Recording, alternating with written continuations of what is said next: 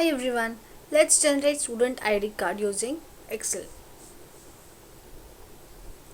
So this is a student ID card fill and this is a generated ID card. Let's check the Excel.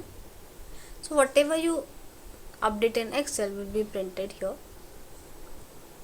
Here the school name, enter the school name here which is printed here along with the address you have provided. Similarly the academic year, this academic year is printed over here. The school logo will be printed here. Now select the background image and add here. This background image will be printed. Now in the student details, enter the student name, class name, roll number, date of birth, GR number, blood group, phone number, address and photo.